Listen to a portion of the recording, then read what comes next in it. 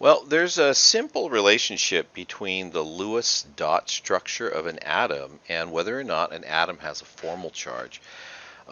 So let me start with, and I like to draw this, so I could have made a slide, but I like drawing it so that you get a feel for how this works. If we look at our periodic table, what I'll be doing is I'll be just looking at um, from carbon, nitrogen, oxygen, fluorine. I could even do boron in all of this. Yeah, let me go ahead and do boron. So I'm going to do these ones. But what you see happening in the second period of the periodic table is generally applicable to things below it in the periodic table. They behave as families, and so the chemical reactivity is the same. So let's draw the Lewis dots of these different atoms. So boron is in group 3. So I'm going to put a boron and 3 dots, right? And I'm going to do a carbon with 4 dots. All right, and then nitrogen would have 5. And then oxygen is 6.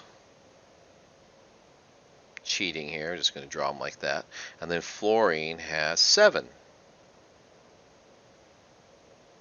Okay, so when I'm looking at these Lewis dots, this says, as a chemist, says more to me in terms of how many bonds a structure would have.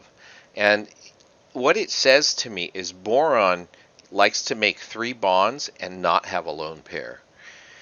So what that means is if I have boron that looks like this, single bonded to 3 objects, or double bonded to one and single to another, or triple bonded, and no lone pairs.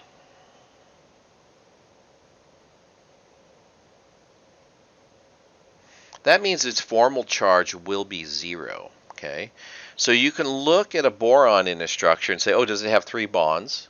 And if the answer is yes, then you ask, does it have any extra electrons? And if the answer is no to that, then its formal charge is 0.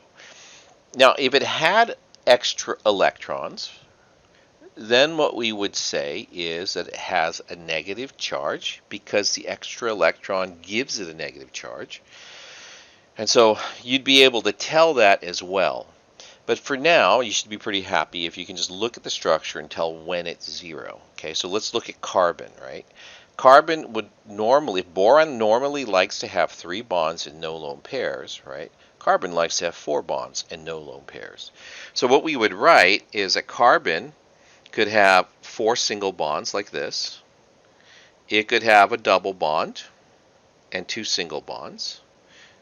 Let's see. Let's draw this a little neater here like this. Now that could be drawn a number of different ways, but it's the idea is a double and 2 singles, or it could have 2 double bonds. Turns out this one's probably the rarest of the group. And then it could have a triple bond and a single bond. It turns out there are very few of the main group elements that form 4 bonds. There are a few transition metals using special method called back bonding that can produce a 4th bond only because they have the d orbitals and the size to do it with. Now, so for the stuff that we do primarily in the main group elements, the boron, carbon, nitrogen, oxygen, and fluorine families, right, for covalent compounds, we never see like quadruple bonds. So then for nitrogen, right, notice that nitrogen now has a lone pair. It's most likely going to have 0, well, it will have formal charge as 0 when it looks like this. Lone pair and 3 bonds. Now you can do the formal charge calculation here if you wanted to. It's 5, right, minus the 3 minus the 2. So that gives us 0. So any combination of 3 bonds works. So I could have a nitrogen with a double and a single and a lone pair. I could have a nitrogen with a triple and a triple and a lone pair, right? And that's it. So this gives me combinations which are valid for 0 formal charge. Now, if you see something other than this, it could potentially have 0 formal charge. Okay, just like carbon could have 0 formal charge if it doesn't look like this, but if it looks like this, it has 0. So the cue for calculating formal charge is, does it look like it should from its Lewis dot? And if it does, then it has 0 formal charge. Oxygen, same thing. Right? Go ahead and see if you can do oxygen, and then go ahead and do fluorine.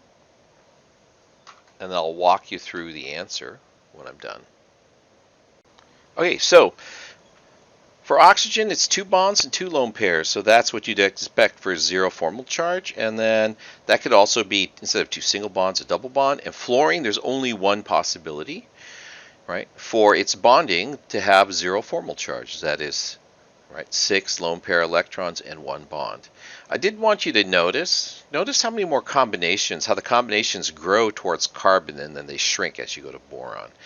This is one of the reasons people speculate that carbon is central to life, is that it can produce such a wide variety of linkages between other atoms. That's one of the ideas, and the other one is the bond energy thing that we haven't talked about at all. But the bond energy and the combination, and that in combination with the number of combinations it could make with other atoms, is one of the reasons why we think carbon was so involved in the development of life on Earth.